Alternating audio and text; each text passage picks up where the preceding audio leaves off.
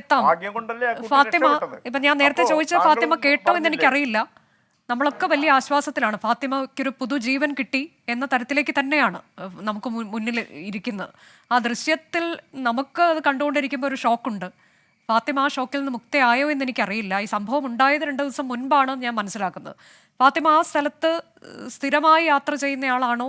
ആ ഇടത്തൂടെയൊക്കെ സ്ഥിരമായി ക്രോസ് ചെയ്ത് പോകുന്നയാളാണോ?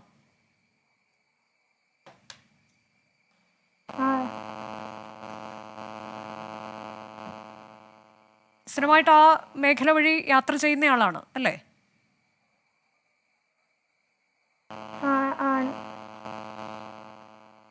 ഈ സംഭവിച്ചത് എന്താണെന്ന് ഈ സമയത്തൊന്ന് ഓർത്തെടുത്ത് പറയാൻ പറ്റുമോ? പറയാൻ പറ്റുമെങ്കിൽ മാത്രം അത് പറഞ്ഞാൽ മതി. ഇപ്പം അതിലേക്കൊക്കെ ഒന്ന് തിരിച്ചു പോവുക എന്ന് പറയുന്നത് എനിക്കറിയാം അതൊരു മാനസിക സംഘർഷം ഉണ്ടാക്കുന്ന കാര്യമായിരിക്കും. എങ്കിൽ പോലും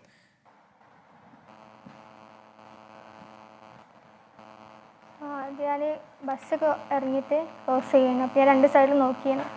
അപ്പോൾ നോക്കിയപ്പോൾ ബസ്സൊന്നും കണ്ടില്ല.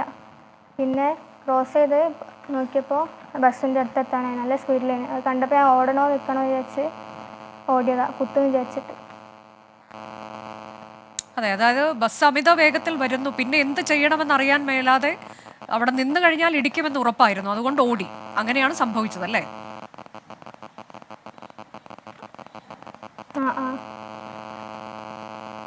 അത് കഴിഞ്ഞിട്ട് എന്താണ് സംഭവിച്ചത്? പിന്നീട് അവിടെ ഇടിച്ച് വീഴുന്നുണ്ടോ എന്നുള്ളത് നമുക്ക് ദൃശ്യത്തിൽ നിന്ന് കാണാൻ കഴിയുന്നു. പിന്നെ എന്ത് സംഭവിച്ചു എന്നൊക്കെയുള്ളത് ഓർക്കാൻ പറ്റുന്നുണ്ടോ? അങ്ങനെ അത് ആ തരത്തിലേക്കാണോ? അതിൻ്റെ ഒരു ഓർമ്മകളുണ്ടോ അപ്പോൾ എന്താണ് ഉണ്ടായത് എന്നത്? ഞാൻ ഓടിയത് മാത്രമേ എനിക്ക് ഓർമ്മയുള്ളൂ, പിന്നൊന്നും ഓർമ്മയില്ല. പിന്നെ ആശുപത്രിയിലേക്ക് കൊണ്ടുപോവാണ് അല്ലേ?